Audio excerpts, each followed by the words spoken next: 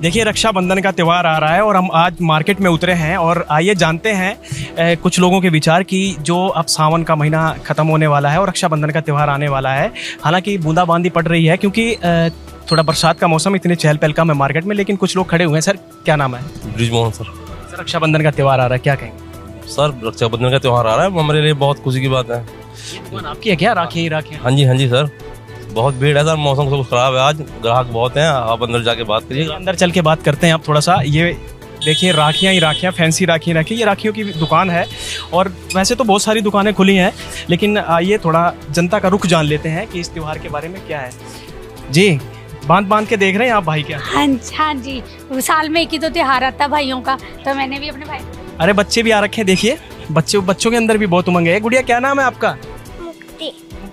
भाई के लिए राखी खरीद रही हो? जी देखिए भाई के लिए राखी खरीद रही है और बहुत सारे डब्बे यहाँ पर लगे हुए हैं।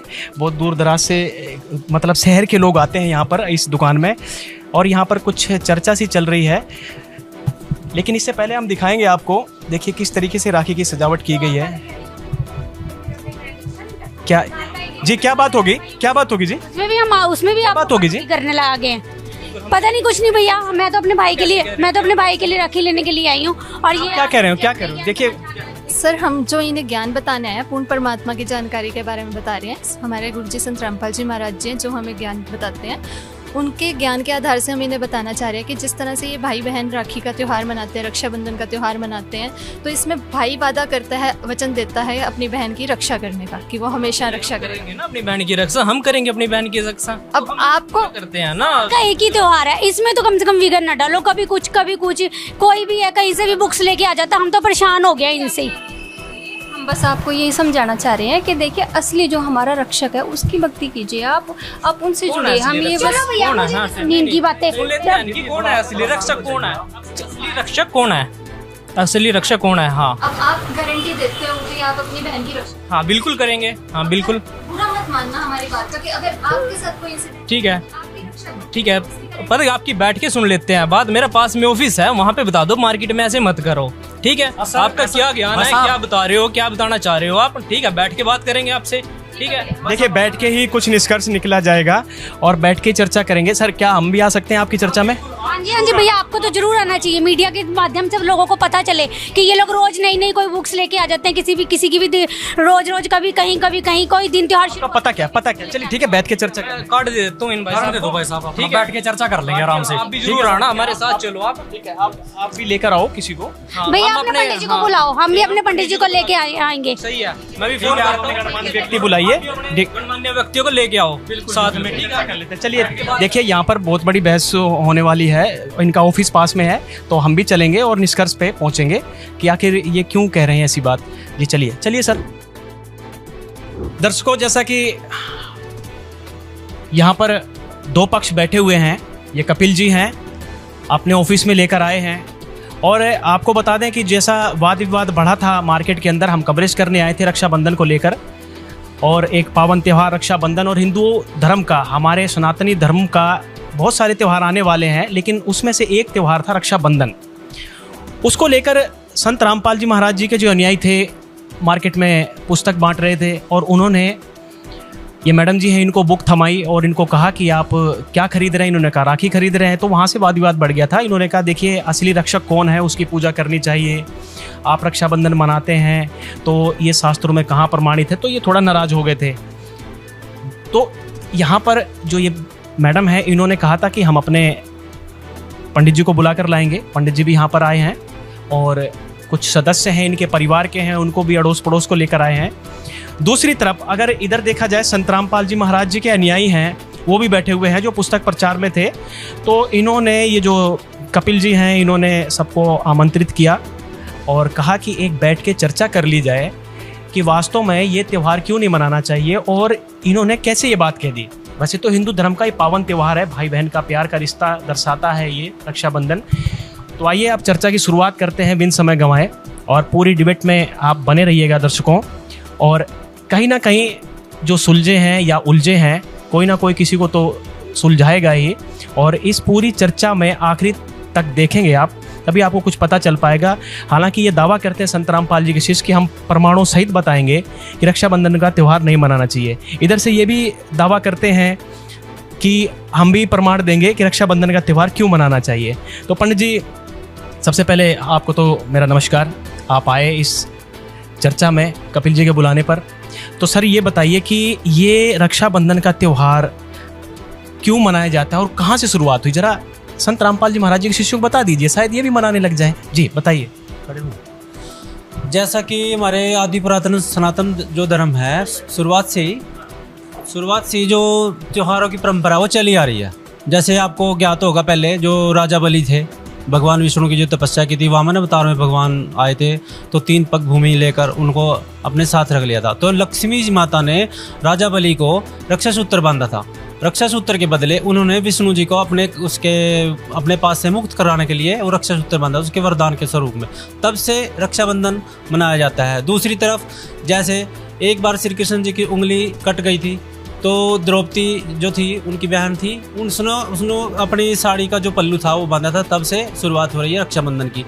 दूसरी तरफ देखा जाए तो जैसे कि इनका फ़ोन आया मेरे पास, मार्केट में गए, अभी रक्षाबंधन आने वाला है जैसे कि बताया जा रहा है, तो जिस तरह इसने लगे कहने तो ऐसे ऐसे करके आप शास्त्र विरुद्ध साधना कर रहे हैं। संत रामपाल जी के अनुयायियों ने कहा जी, जो बुक जो ले रहे थे वो तो मैं था, वहाँ मौजूद था जी। हाँ जी। तो ये लगे कहने कि ऐसे ऐसे करके आप शास्त्र विरुद्ध, बताओ परंपराओं से खिलवाड़ हो रहा है, त्यौहार नहीं मनाया जा रहा, भाई बहन का पावन त्यौहार है, उसके ऊपर भी उंगली उठाई जा रही है। इनका कहने का मतलब तो ये है ना कि हम अपने भाइयों को रखड़ी ना बांधे, राखी ना बांधे, साल में एक ही तो त्यौहार आता है बहन भाइयों का। हाँ, ये कह रहे हैं कि हम अपनी बहनों की रक्षा नहीं कर सकते। कैसे नहीं कर सकते? हम हर एक तरह से रक्षा कर सकते हैं अपने बहन की।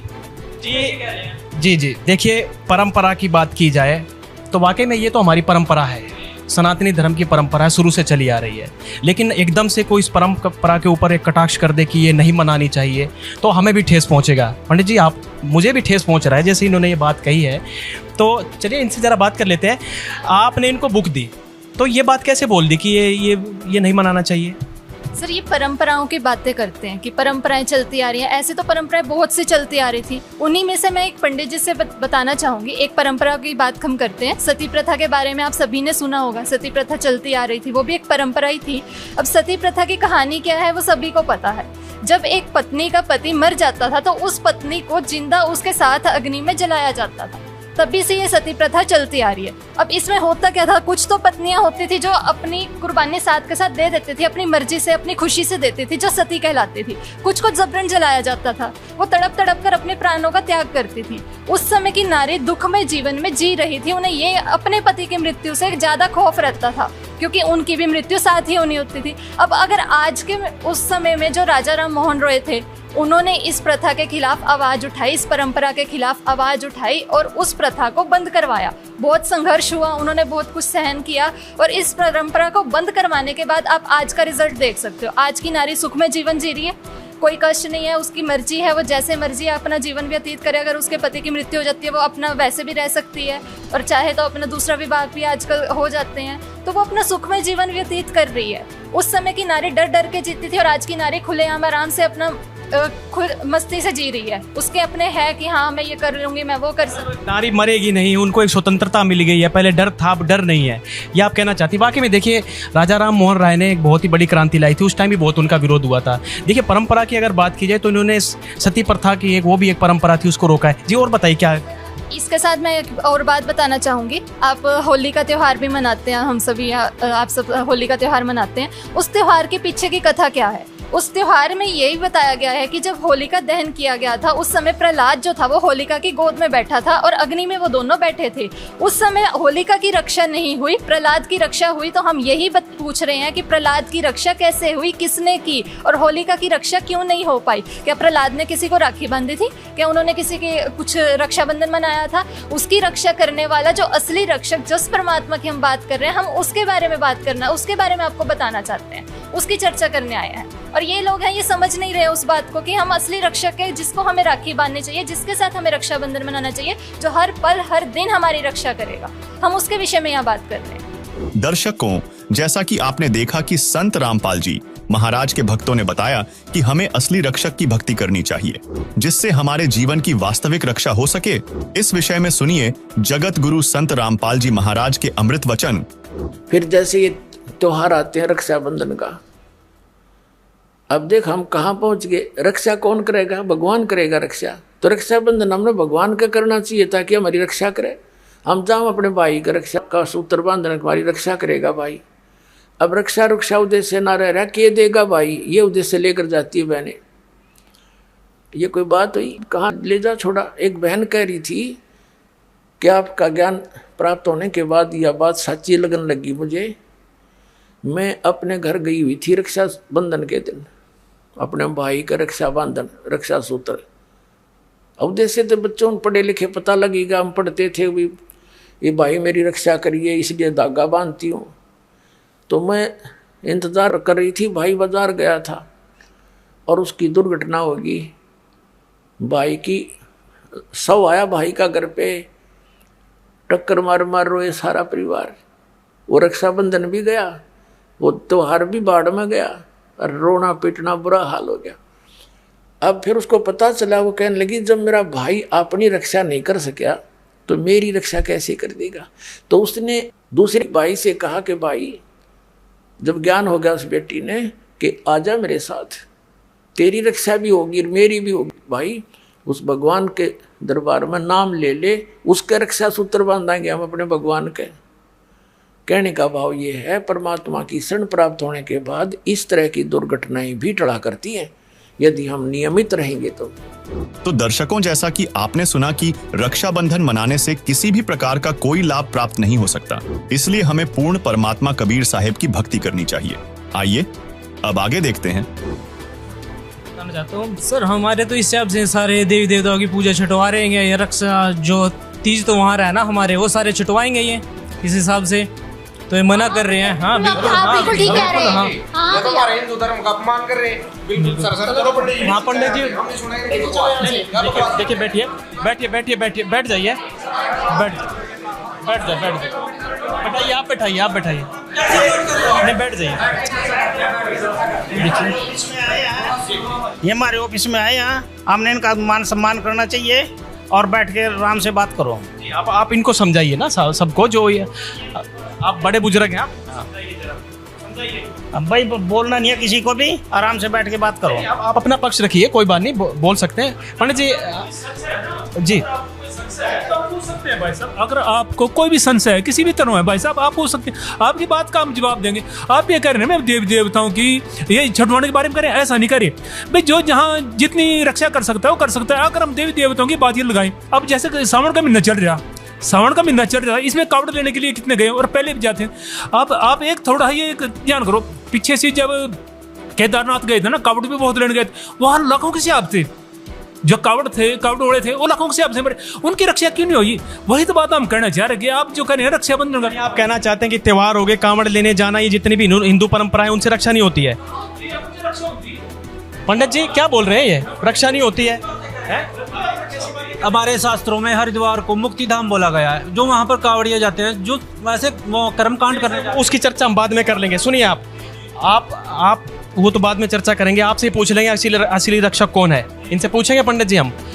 देखो मेरी बात सुनिए, जैसे कि इस बहन ने कहा, देखिए पंडित जी ये तो कहीं ना कहीं अपने आप में बहुत ही हिलाने वाली बात है। अगर होलिका की बात की जाए तो होलिका का जो भाई था हिरण्याकश्यप था, ये बात तो मैं भी इनसे सहमत हूँ। हिरण्याकश्यप जो था, होलिका ने कभी न तो राखी बांधी होगी, क्योंकि आपका तो यही मानना है ना कि देवी देवताओं से परंपरा चली आ रही है ये। तो जब देवी देवताओं से परंपरा चली आ रही है तो उनको तो वरदान भी था, वरदान था उनको तो जी कि वो उनकी किसी भी हालत में मृत्यु नहीं हो सकती। उन्होंने वरदान पाया था ब्रह्मा जी से, तो उन्हें ना दिन मरो ना रात मरो। तो वो अपनी बहन की रक्षा होलिका की उस दिन क्यों नहीं, वो रक्षा क्यों नहीं कर पाए? रुकिए 2 मिनट रुकिए, वो रक्षा क्यों नहीं कर पाए पंडित जी? ये पूछ रही हैं। प्रहलाद की रक्षा हो गई, भगवान विष्णु जगत पालक हैं। बिल्कुल, देखिए भगवान विष्णु ने उनकी रक्षा की, लेकिन वो राक्षस था इसलिए रक्षा नहीं कर पाए। लेकिन भाई बहन के रिश्ते की अगर बात की जाए तो उस भाई ने थोड़ा बहुत तो प्रयत्न किया होगा ना। शास्त्रों में ऐसा वर्णन है, देखो जैसे कि होलिका हिरण्याकश्यप की बहन थी, तो ऐसा माना जाता है कि भगवान विष्णु के हाथों जिसके भी मान लो वध होता है तो उसको स्वर्गधाम वो मिलता है। तो कहीं ना कहीं अगर अपरोक्ष रूप से देखा जाए तो ऐसा भी हो सकता है कि भगत की मान ले जो उसकी भक्ति। दो प्रश्न खड़े होते हैं, जो आप कह रहे हैं कि यहाँ पर विष्णु भगवान ने उसकी रक्षा की, लेकिन अगर दूसरी बात रक्षाबंधन की बात की जाए तो वो भी एक भाई था, उसकी रक्षा नहीं कर पाया।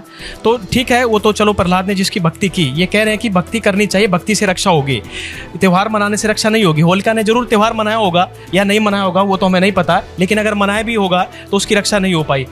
कहीं ना कहीं ये बड़ा अनसुलझा सा प्रश्न है, रहस्यमय है, इसको सुलझा के चलेंगे, पूरी चर्चा में बने रहिए। जी आप कुछ मैडम कह रहे हैं? अरे भाई, साल में एक बार तो त्योहार आते हैं, तुम लोग उसे भी मनाने से मना कर रहे हैं, ऐसे कैसे?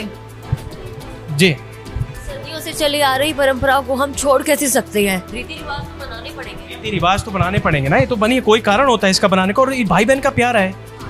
मैं आपसे ये कहना चाहती हूँ कि आप बोल रहे हो कि साल में एक दिन त्योहार मनाते हो, तो बाकी के 364 दिन क्या भाई बहन का प्यार खत्म हो जाता है?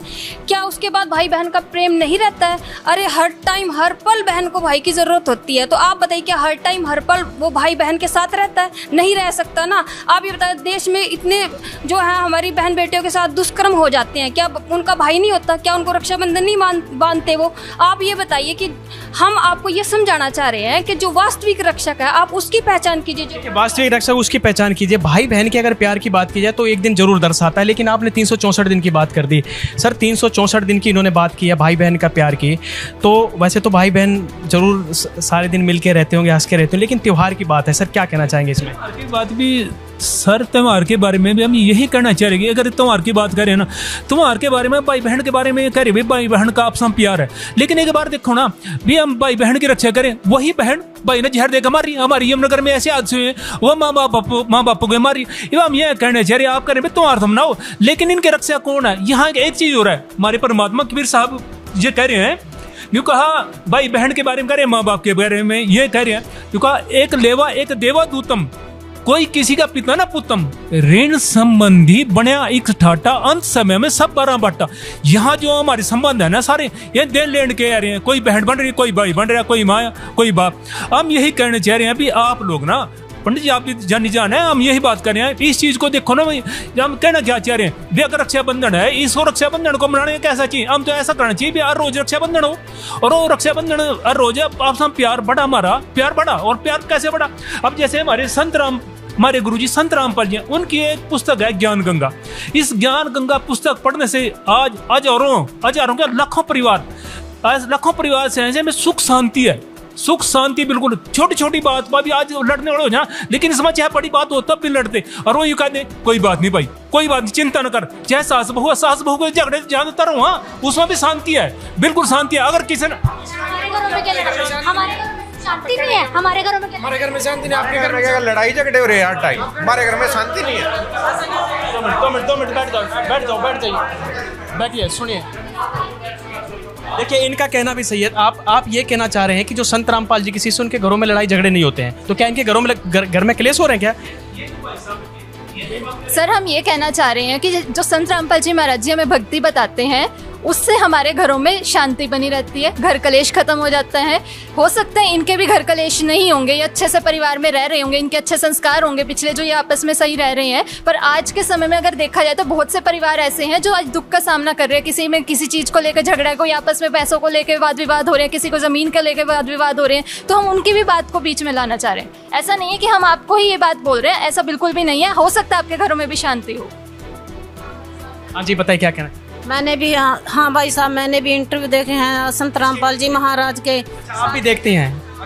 और उनमें भक्तों के इंटरव्यू भी आते हैं, उनको बहुत लाभ हुए हैं, क्लेश खत्म हुए हैं उनके घर के। और आप रक्षाबंधन की बात कह रहे हैं, तो आप हमें रक्षाबंधन के बारे में बताइए। के लिए बात करो कि जो हम लोग बात करने के लिए आए हैं ना, वो बात करो, वो चर्चा करते हैं। रक्षाबंधन के बारे में, रक्षा कौन? आप रक्षक कर रहे हैं जी? जी बताइए जी। देखिए इन्होंने एक बात कही कि साधना चैनल पे ये भी देखते हैं संत रामपाल जी का सत्संग, बहुत सारे इंटरव्यूज देखते हैं, और जो इंटरव्यू देता है वो सच्ची बोलता होगा कि हमारे सुख होते हैं, लेकिन ये कह रहे हैं कि रक्षाबंधन के विषय में बात कीजिए सर। देखो पंडित जी, मैं आपको एक बात बताना चाहता हूँ। मेन मुद्दा है रक्षाबंधन का। रक्षाबंधन क्यों मनाते हैं? संत रामपाल जी से मैंने 2019 में नाम लिया था, लेकिन उससे पहले हम भी यहाँ तक अपनी कलाइयों पे ना राखी बांधते थे। तब तक हमें तत्व ज्ञान नहीं था, लेकिन जब हमें तत्व ज्ञान की प्राप्ति हुई ना, तब हमारी आंखें खुल गई। तत्व ज्ञान की प्राप्ति के बाद जो है ये जो परंपराएं हैं हमें बच्चों का खेल नजर आती हैं। ठीक है, ये बच्चों का खेल नजर आती है हमें, ये व्यर्थ की परंपराएं हैं। आप कहना चाहिए कि ये परंपराएं हैं सर, ये परंपरा वाली बात आ गई कि ये परंपरा नहीं करनी चाहिए, क्या कहना चाहेंगे पंडित जी आप? मुझे लगता है ऐसा, इनके तो सदग्रंथ भी नहीं पढ़े होंगे। यत्र नारस्य पूजे रमन्ते तत्र देवता, जहाँ पर देवताओं मतलब जो स्त्री है, जो जहाँ की उनकी रक्षा होती है, उनकी आदर भाव किया जाता है, वहाँ पर देवता निवास करते हैं। देवता अपने आप सुख कर देंगे जब घर में बैठेंगे। आप बिल्कुल ठीक कह रहे हैं। जो वैदिक धर्म है। जी बताइए क्या कहना चाहते हैं? पंडित जी मेरी बात सुनो। जिस टाइम माता सती अपने पिता दक्ष के हवन कुंड में जल के मर गई थी, तो शिव शंकर जी कितने समर्थ हैं। आप तो उनको नासवान मानते हैं, वो पार्वती माता की सती की रक्षा नहीं कर पाए थे।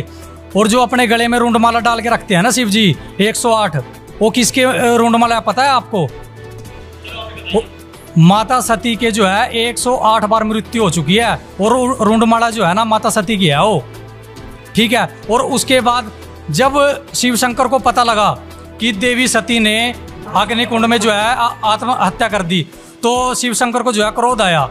राजा दक्ष का शीश काट दिया था उन्होंने, तो उस समय भी शिव जी पार्वती जी की रक्षा नहीं कर पाए थे। हम ये पूछना चाह रहे हैं कि आप शिव जी को भगवान मानते हो? अच्छा देखिए, ये प्रश्न पंडित जी तो मैं भी करना चाहूंगा इन लोगों से, संत रामपाल जी के शिष्यों से। आपकी तरफ बिल्कुल आपका पक्ष सही है कि देवी देवता कहीं ना कहीं रक्षा करते हैं, फिर पार्वती अमर कैसे हुई? अमरनाथ में कथा तो सुनाई उन्होंने, कहीं ना कहीं ये भी तो प्रश्न खड़ा हो रहा है कि शिव जी के पास कौन सा मंत्र था, वो कहां से आया? चलो ठीक है, हम मानते पहले नहीं बचा पाए, बाद में तो अमर कर दिया ना उन्होंने, भगवान तो है ना।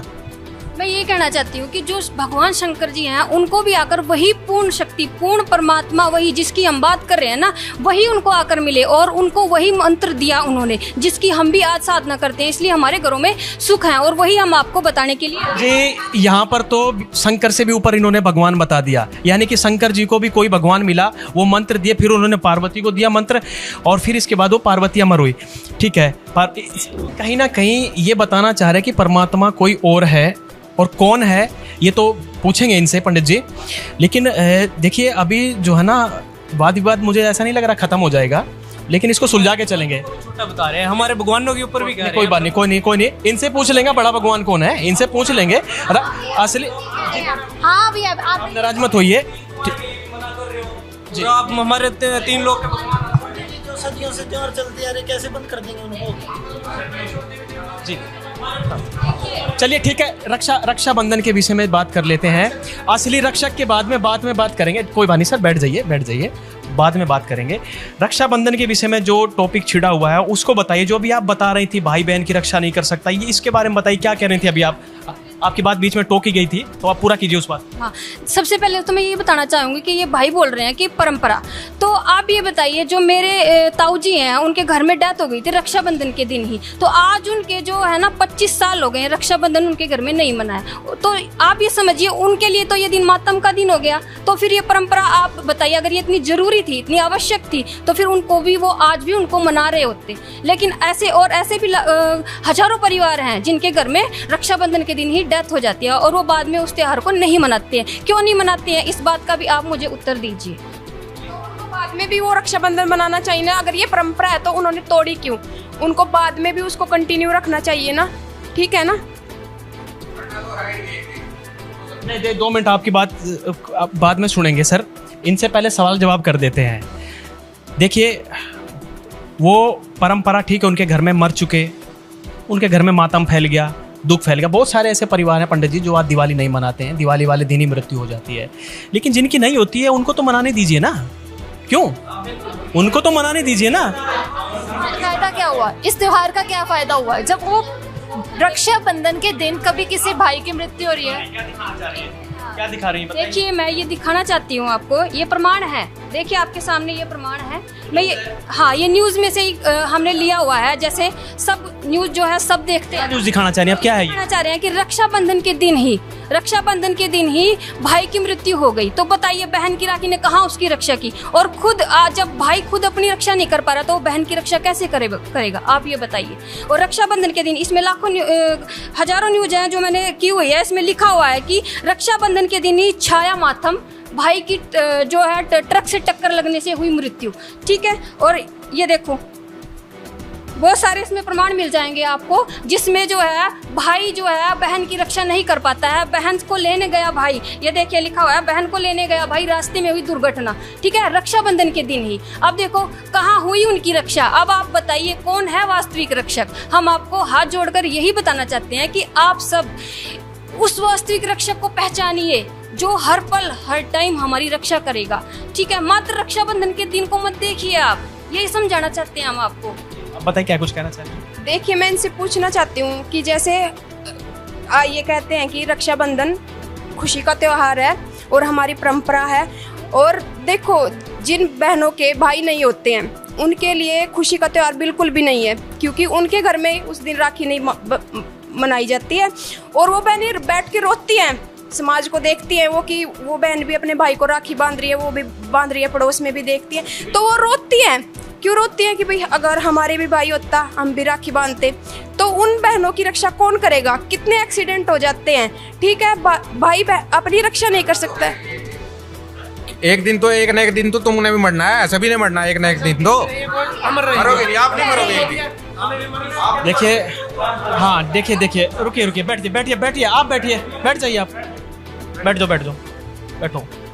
बिल्कुल सही बात है, मरना है तो एक दिन सबने है। ये बोल रहे हैं जो आपने बहुत सारी कटिंग जिस दिखाई, अखबार की कटिंग, कि मातम छा गया, भाई मर गया, बहन को राखी बांधने जा रहा था या बहन जा रही थी तो भाई चला गया। वो ठीक है, मरना सबने है, आप लोग भी मरेंगे, हम भी मरेंगे, उनकी मृत्यु होगी तो मर गए वो।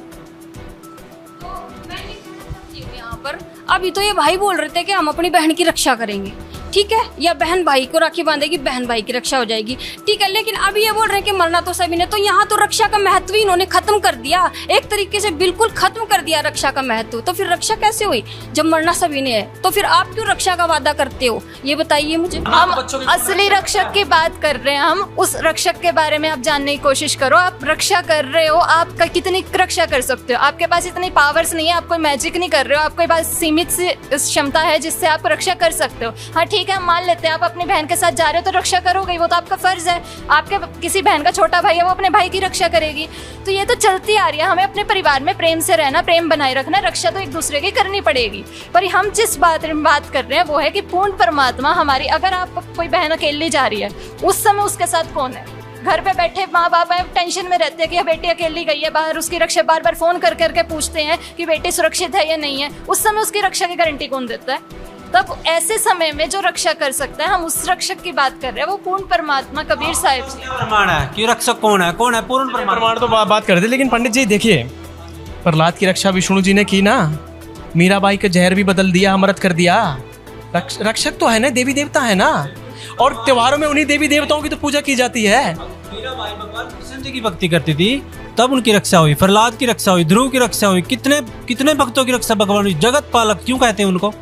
जगत पालक इसलिए कहते हैं कि वो जगत को पालने वाले हैं। हाँ बिल्कुल, ऐसे बताओ, भगवान विष्णु, आप पंडित जी बिल्कुल सही कह रहे हो, आप पंडित जी की बात में दम है। बात ये है कि मान लिया कि भगवान विष्णु जी ने प्रहलाद की रक्षा की, कृष्ण जी ने मीरा जी की रक्षा की, आप मानते हैं कि भगवान विष्णु जी आपकी भी रक्षा कर लेंगे, आप यही मान के चल रहे हैं।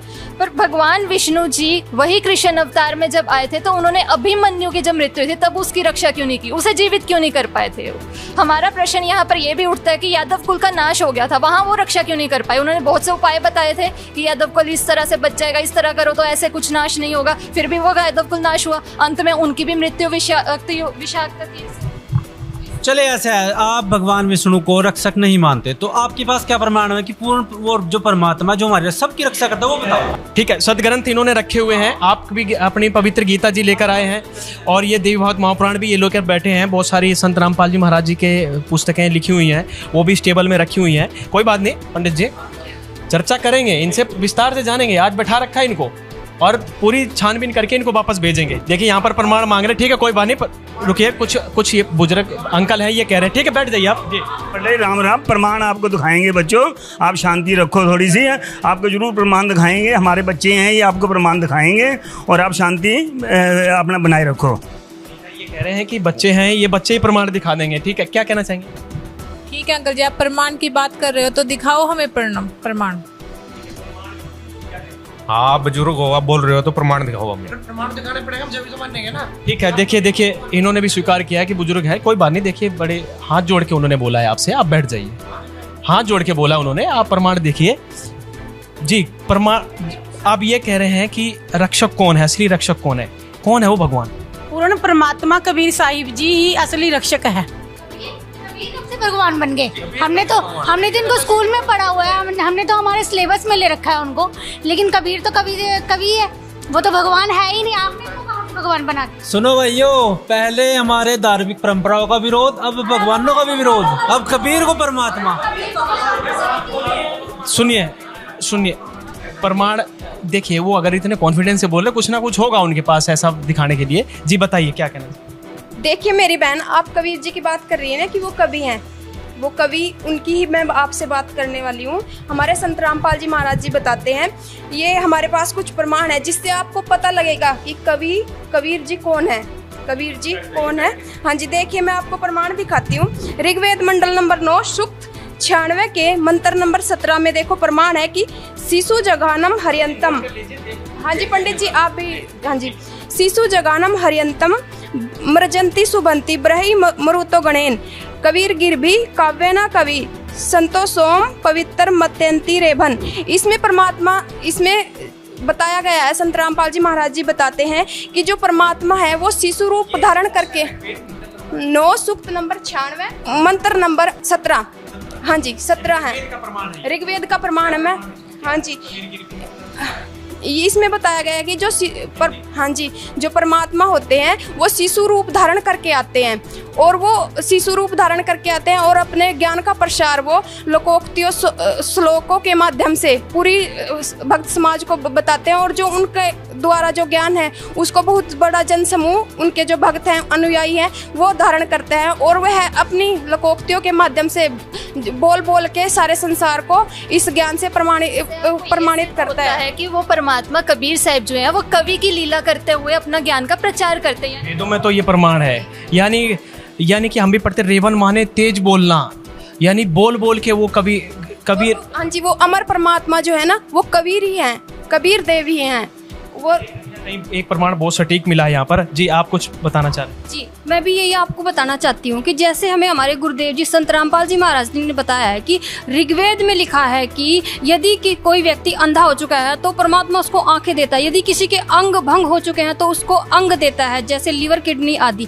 और तो ऋग्वेद मंडल नंबर 10 सूक्त 161 में लिखा है कि वह कबीर भगवान अपने साधक की यदि मृत्यु हो चुकी है तो और वह दूसरे लोकों में जा चुका है तो उसको, उसकी आत्मा को उसके शरीर में प्रविष्ट करके उसको 100 वर्ष की आयु प्रदान कर देता है। तो आप ही बताइए। और गुरुदेव संत रामपाल जी महाराज जी भी बताते हैं कि वही परमात्मा होता है, वही रक्षक होता है जो अंधे को आंख देता है, कोढ़ी को काया देता है, निर्धन को माया देता है, बांझ को पुत्र देता है। वर्तमान में संत रामपाल जी महाराज हमें यही भक्ति बता रहे हैं जिससे हमें सर्व सुख हो रहे हैं और हमारी असली जो भगवान है उससे हमारी रक्षा हो रही है। तो आपसे प्रार्थना है आप भी इस ज्ञान को सुनिए। आप कुछ कहना चाहेंगे कि क्या और भी कोई वेदों में प्रमाण है जिससे पंडित जी विश्वास कर सकें और जो उनके साथ लोग बैठे हुए हैं विश्वास करें? बिल्कुल बिल्कुल बिल्कुल प्रमाण है। मैं आप सभी को कहना चाहता हूँ कि यजुर्वेद अध्याय 8 मंत्र नंबर 13 में प्रमाण है। यही हमारे सतगुरु रामपाल जी बता रहे हैं कि पापी से पापी व्यक्ति या कितना भी पापी व्यक्ति है उसके संपूर्ण पापों को नाश कर भयंकर से भयंकर उसके जो बीमारियां उनको भी पूर्ण परमात्मा बिल्कुल नष्ट कर देते हैं। ये हमारी यजुर्वेद में प्रमाण है। अगर आप ये प्रमाण है जी हमारे। जी मैं ये कहना चाहती हूँ कि हमारे यजुर्वेद में प्रमाण है। यजुर्वेद अध्याय नंबर 5 के श्लोक नंबर 32 में बिल्कुल क्लियर लिखा है कि कबीर अंगारियसी बम्भारियसी सर्वस्व ज्योतिषा रित धामा असी। वह परमात्मा पापों का नाश करने वाला, बम्भारियसी बंधनों से मुक्त करने वाला, रित धामा मतलब सतलोक में अमरलोक में विराजमान है। कबीर तो ऋषि कबीर अंगारी, यानी कबीर तो साफ नाम लिखा हुआ है इसमें। जी बिल्कुल, इसमें बिल्कुल क्लियर लिखा है कबीर। कबीर मतलब कबीर, ठीक है, बहुत गहराई है।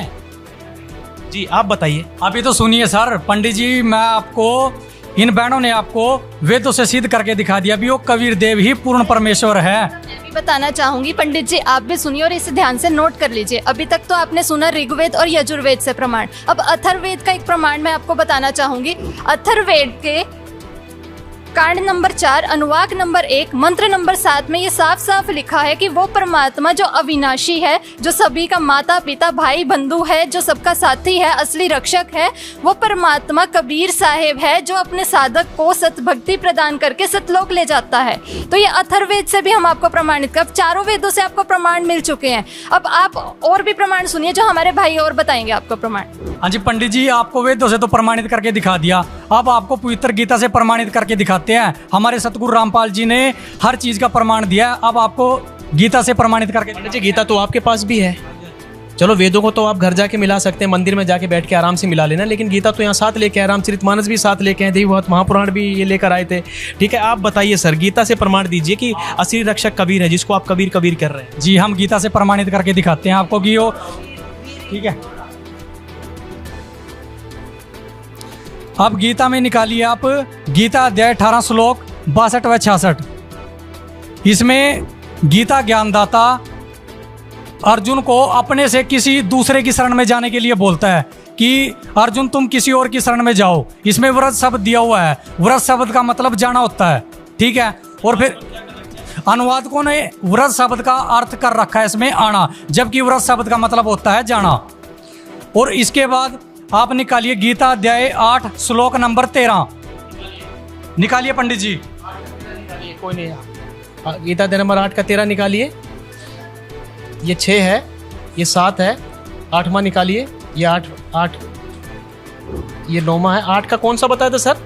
13। आप बताइए क्या लिखा हुआ है उसमें? अध्याय 8 का श्लोक नंबर 13। इसमें गीता ज्ञानदाता ने अपनी प्राप्ति करने के लिए सिर्फ एक ओम मंत्र जी लिखा हुआ है, ओम इति एकाक्षरम ब्रह्म व्यवहारम लिखा हुआ है। तो गीता अध्याय 8 के श्लोक नंबर 13 में गीता ज्ञानदाता ने बताया कि हे अर्जुन, अगर तुम्हें मेरी प्राप्ति करनी है तो इसमें सिर्फ एक ओम मंत्र है का मंत्र बताया है गीता ज्ञानदाता ने, यानी गीता ज्ञानदाता कह रहे हैं कि मुझे प्राप्त करना तो ओम मंत्र है, सिर्फ ओम मंत्र जाप करना पड़ेगा आखिरी सांस तक। इससे ऊपर भी कोई मंत्र है क्या गीता जी में? तो उससे ब्रह्म की प्राप्ति हो जाएगी। ठीक है, तो उससे आगे गीता अध्याय 17 श्लोक नंबर 23 में गीता ज्ञानदाता कहता है कि अगर आपको उस पूर्ण परमात्मा की प्राप्ति करनी है, गीता अध्याय 17 श्लोक नंबर 23 निकालिए पंडित जी। इसमें गीता ज्ञानदाता क्या कहता है कि अगर तुम्हें उस पूर्ण परमेश्वर की प्राप्ति करनी है तो उसका 3 नाम का मंत्र है ओम तत्सत। इन 3 मंत्रों से जो है उस पूर्ण परमात्मा की प्राप्ति होगी। ठीक है, उसके बाद गीता अध्याय 4 श्लोक नंबर 5 व 9 में प्रमाण है, गीता ज्ञानदाता कहता है कि हे अर्जुन, तेरे और मेरे बहुत जन्म हो चुके हैं, तेरी और मेरी मृत्यु हो चुकी है, पहले भी और आगे भी होती रहेगी। ठीक है, यानी कि ये कृष्ण भगवान भी जन्मते मरते हैं, विष्णु देवी देवता भी जन्मते मरते हैं, ये के अविनाशी नहीं है, इनका भी जन्म मृत्यु होता है और होता रहेगा जब तक इनकी संत रामपाल जी महाराज जी की शरण में जो नहीं आते या तत्वदर्शी संत की शरण में नहीं आते, तब तक इनका जन्म मृत्यु होता ही रहेगा। इनकी शरण में आ जाएंगे फिर कोई ऐसा लोक है जहाँ चले जाएंगे, अमर लोक हो जाएंगे। जी, अगर संत रामपाल जी महाराज जी या किसी तत्वदर्शी संत की शरण में आके ये भक्ति करते तो ये अमर लोक सतलोक को प्राप्त होंगे, वहाँ कभी जन्म मृत्यु नहीं होती, कभी बुढ़ापा नहीं। चलिए ठीक है, अगर गीता जी में लिखा है पंडित जी तो ये तो बिल्कुल सही होगा, क्योंकि गीता झूठी नहीं हो सकती है। ठीक है, तो ये बताइए कि जो आप बता रहे हैं गीता नंबर 4 का श्लोक नंबर 5 और 9 में कृष्ण भगवान स्वयं कहते हैं कि तेरे मेरे बहुत जन्म हो चुके, तू अभी जो कह रहे थे कि आगे भी जन्मेंगे, यानी जन्म मृत्यु के बारे में आप बता रहे थे, तो इसमें यह भी लिखा कि कोई और परमात्मा जिसकी मृत्यु नहीं होती? जी बिल्कुल बिल्कुल। श्लोक नंबर 17 में प्रमाण है, गीता ज्ञानदाता कहता है कि वो अविनाशी परमात्मा तो कोई और है। प्रमाण अगर दिया है तो ये तो मानने लायक है और मानना भी पड़ेगा, क्योंकि हमारे जितने भी सदग्रंथ हैं, ये शास्त्र हैं, ये सबको मान्य है, सबके घरों में है। आपको मान्य है ये सब? क्योंकि शास्त्र तो झूठे नहीं हो सकते सर ना, हम झूठ बोल सकते हैं। ठीक है, और थोड़ा सा प्रमाण ले लेते हैं। देखिए, जैसा आप बता रही थी कि किसी का अंग भंग होना हो, यजुर्वेद था ऋग्वेद था, कौन सा था वो आप बता रही थी? ऋग्वेद में आदमी की आयु भी बढ़ा देता है, वो कबीर साहब है, और इन्होंने बताया कि कबीर साहब है। तो जरा ये बताइए कि कोई जीवित प्रमाण है किसी की आयु बढ़ी हो, किसी का एक्सीडेंट हुआ, आप लोग यहाँ कोई बैठा हो या फिर कोई ऐसा प्रमाण है? यहाँ बताइए सर, क्या है? क्या नाम है आपका? मेरा नाम सिम कुमार दास हाजी। हाँ जी, जिला यमुनानगर जी। बताइए क्या? मैं रात को मिल में गन्ना डालने के लिए आया था जी, ट्रैक्टर ट्रॉली लेकर जी, मिल में गन्ना डाल के, यमुनानगर मिल में गन्ना डाल के कोई करीब 1:30 बजे करीब मैं रादौर के पास जी, रादौर जो मंडी गेट है नहीं जी, उसके पास पहुंच गया जी मैं। बरसात ज़्यादा रही थी जी, बीच में मैं रास्ते में रुका भी हूँ जी। तो वहाँ से है जी मतलब लाडवे की साइड से ट्रैक्टर मतलब गाड़ी तेज रफ्तार में आई जी। वो डिवाइडर पार करके जी सीधा मेरे ट्रैक्टर में मारा जी। का ट्रैक्टर के 2 टुकड़े हो गए जी। 2 टुकड़े मतलब आप जहाँ बैठे थे वो अलग हिस्सा, उसका अलग हिस्सा का अलग हिस्सा कब की घटना है ये मार्च की घटना जी, 3 मार्च की। हाँ जी 2023। सर फिर आप तो बिल्कुल खरोंच तक नहीं, बिल्कुल सही खड़े की मार्च की जी। तो मैं से बैठा था जी ट्रैक्टर पर मतलब कोई 10 मिनट का मतलब ये वाकई इस तरह बैठा था जी जैसे मैं मतलब ट्रैक्टर पर रूही पर बैठा हूँ सीट पर। उससे पहले मैंने सीट भी करड़ी लग रही थी जी। ये प्रमाण है जी हमारे गुरु जी संत रामपाल। वीडियो है आपके पास, फोटो कैसे विश्वास करेंगे? अच्छा बेटी है, दिखाइए दिखाइए, कैमरामैन से कहूँगा एक बार दिखाएं, जूम करके मैं दिखा देता हूँ। देखिए ये सर आप आगे आ जाइए, थोड़ा सा आगे आ जाइए सर। देखिए प्रमाण। अच्छा ये ट्राला है, ये ट्रैक्टर तो आधा है, ये देखिए ये आधा हिस्सा आगे का गायब है इसका, यानी कि मुंह पूरा गायब है इसका, यही है ना इसका आधा। अच्छा ये देखिए वाकई में ये तो बहुत चमत्कार हुआ है। ये आधा ट्रैक्टर इधर है। चलो कोई बात नहीं, आप रोइए मत, मुझे पता है आप बाबूक हो रहे हैं, क्योंकि जिसके साथ घटना बीतती है और जो भगवान बचाता है वो भगवान के लिए रोता है।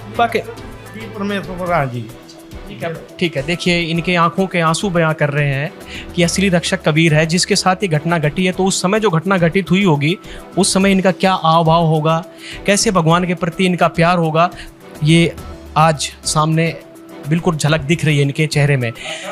जपता जा रहा था जी सतनाम का सतनामी में जी, वही सतनाम जो आप जिसके हंसकर बोले थे कि गीता के अंदर आज जी ओम तत्सत।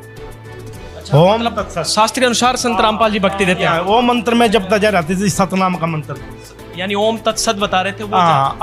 तत्व यानी कि तत्व और सत, ये क्या मंत्र हैं इनके? कोई यही जाप करते थे? तो सर ये कोड वर्ड्स में मंत्र हैं जिसमें ओम नाम तो काल का है जो आपको 8वें अध्याय के 13वें श्लोक में सिद्ध कर दिया। उसके बाद तत् और सत ये पूर्ण परमात्मा के मंत्र हैं जिसमें तत् जो है वो सतनाम का कोड वर्ड है। इसी तरह जो सत शब्द है वो सार नाम का कोड वर्ड है जो आगे सतनाम वालों को साधकों को मिलता है। सत जो तत् संत हैं वो सब एक बार नाम देते हैं। पंडित जी आप भी कोई मंत्र देते हैं, एक ही बार देते हैं या 2-3 बार देते हैं? एक बार में देते हैं। एक बार देते हैं, 2-3 बार नहीं देते हैं। वेदों में ही प्रमाणित है कि जो पूर्ण परमात्मा है वो अपने साधक को 3 विधि में अपना नाम जाप देता है। ये सामवेद में आपको प्रमाण मिल जाएगा। वेद में देखिए प्रमाण बाकी बिल्कुल सटीक प्रमाण दे रहे हैं, वेद का भी मंत्र बता रहे हैं। साक्षात अभी प्रमाण इन्होंने दिखाया कि बिल्कुल प्रमाण दिखा दिया। ठीक है सर, और कुछ कहना चाहेंगे और प्रमाण देना चाहेंगे? कबीर रक्षक है, क्या बताना चाहेंगे सर? आप ज्यादा बोल रहे थे, आप बताइए क्या कबीर रक्षक है? और भी कोई ऐसा जिसको भगवान मिले हों? और ठीक है दिखा दें बैठो दिखाते हैं। सर आपको गीता से वेदों से प्रमाणित करके दिखा दिया कि वो पूर्ण परमात्मा समर्थ परमात्मा कबीर देव है, कबीर साहिब है। अब जिन संतों ने परमात्मा की प्राप्ति की, हमारी नज़र में 4-5 संत हैं, जैसे दादू साहिब जी हो गए, नानक देव जी हो गए, रविदास जी हो गए, रामानंद जी हो गए, मलुकदास जी हो गए। इन्होंने परमात्मा की प्राप्ति की और इन्होंने परमात्मा की प्राप्ति के बाद उनका गुणगान किया है। मैं कुछ वाणी आपको बताता हूँ दादू साहिब जी की। दादू साहिब जी ने कबीर साहिब जी की महिमा गाते हुए कहा है कि दादू नाम कबीर की जे कोई लेवे ओट और उनको कभी लागे नहीं ये काल बजर की चोट। ये काल ब्रह्म जो है ना 21 ब्रह्मांड की सबसे पावरफुल शक्ति है, वो भी सतगुरु के हंस का बाल भी बांका नहीं कर सकता। जम जो राजा से डरे मिटे कर्म के लेख और अदली असल कबीर है वो कुल के सतगुरु एक। ये कुल का सतगुरु है कबीर साहिब जी और यही पूर्ण परमात्मा है जो अपने साधक की पल पल रक्षा करता है। आदमी की आयु घटे तब यम घेरे आए और सुमरण किया कबीर कर दादू लिया बचाए। जब इंसान की मृत्यु नजदीक आती है ना और सतगुरु का भगत होता है, कबीर साहिब जी के सतगुरु का भगत होता है, तो कबीर देव कबीर साहिब जी उसकी पल पल रक्षा करते हैं। अगर साधक जो है ना दूसरे लोक में भी चला, असली रक्षक कबीर है, आप ये कहना चाहते हैं? जी असली रक्षक कबीर साहिब जी हैं। हाँ बताइए। रहे हैं कि मासा घटे न तिल बदे विद्ना लिखे जो लेख सच्चा सतगुरु मेट कर ऊपर मारे मेघ। अब इस वाणी से ये अर्थात है, इसका अर्थ है कि जो परमात्मा है सच्चा सतगुरु है वो अपने साधक के कर्मों को मिटाकर उन पर अपनी स्टैंप लगा देता है और उस साधक को की आयु बढ़ा देता है। ये प्रमाणित करना चाह रहे हैं और असली परमात्मा कबीर साहिब ही ये कर सकता है, या कहें असली रक्षक असली परमात्मा। देखिए बार बार वही पंडित जी बात निकल के आ रही है, तो सर आप कुछ क्या कहें? जी ने अपनी वाणी में कहा है, कह कबीर अकर दो भाग होगा खसम ते लेगा राग।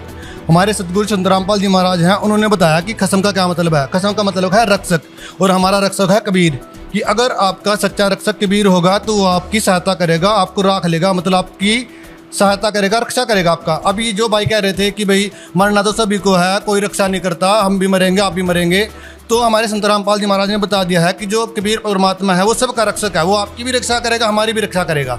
इस तरह ही एक और उदाहरण मैं आपको देता हूँ। यक अर्ज गुप्तम पेश को तोदर गोस कून करतार हक्का कबीर कबीर तू बे परवदिगार।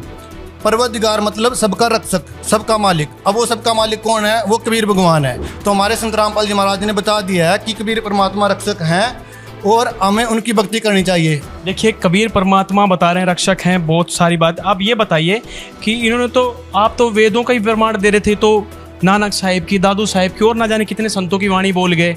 जीवित प्रमाण भी है, देखिए रक्षक कबीर जी ने इनकी रक्षा की, रो भी पड़े। बहुत सारे प्रमाण इन्होंने दिए, इन बहनों ने दिए, नानक साहिब की वाणी से दिए, यानी कि वो कबीर रक्षक है कबीर के विषय में। और कबीर परमात्मा इन्होंने सिद्ध किया वेदों से, यानी कहीं ना कहीं आपको लगता है कि कबीर ही भगवान है। क्या कहेंगे सर प्रमाण देखकर? जैसे इन भक्तों ने, हम पहले से मैं उनका धन्यवाद करना चाहता हूँ कि हमारे जो सदग्रंथों में जो सच्चाई लिखी थी वो हमको बताई। और धन्यवाद इनके सतगुरु रामपाल जी महाराज जी का भी है, जिन्होंने सच्चाई मतलब उंगली रख के सबको रट कर बता। प्रमाण अच्छे दिए, सटीक प्रमाण है, बिल्कुल सदग्रंथों से आधारित है, तो हम इनकी बात से बिल्कुल सहमत है। आप सुलझे हुए पंडित जी हैं, लेकिन आपको लगता है कि आप अभी पुस्तक पढ़ेंगे या थोड़ा टाइम लेंगे? क्या लगता है आपको? क्योंकि प्रमाण, हाँ, हम इनकी पुस्तक ले लेते हैं, हम मिलान करके ना फिर देखते हैं कि कैसे। अभी पूर्णतः संतुष्ट आप मिलान करो, आपको बहुत प्रमाण मिलेंगे। वैसे तो देखो, आज तक हमने ये भी इस बात पे चर्चा हो रहे हैं परमात्मा साकार है, निराकार है। आज तक जितने भी धर्मगुरु हैं तकरीबन यही बताते हैं भी परमात्मा निराकार है, इसी मोड़ चले। लेकिन जब ये हमारी पुस्तक लेते हैं ना, जो संत रामपाल जी ने लिखी है, संत रामपाल जी के ज्ञान गंगा, इसको पढ़े ना, ज्ञान के द्वारा अपनी किस्मत भी खुल जाएगी और ये खोपड़ी भी खुल जाएगी। हम ये आपको कहना चाहते हैं कि परमात्मा जो है ना, परमात्मा के जैसे कुछ लीलाएं जो करता है, जैसे कहते हैं ना भी जो अविनाशी परमात्मा है वो कबीर साहब है, उसमें उदाहरण लिखा है। परमात्मा चारों युग में आए, सतयुग में सत सुकृत के नाम से, त्रेता में मुनिंदर ऋषि के नाम से, द्वापर में करुणामय के नाम से, और इस कलयुग में कबीर साहब के नाम से है। कबीर साहब ही असली रक्षक हैं, उसके साहिब ही असली रक्षक हैं, चारों युगों में आते हैं। और इस चर्चा को हम यहीं समाप्त करेंगे।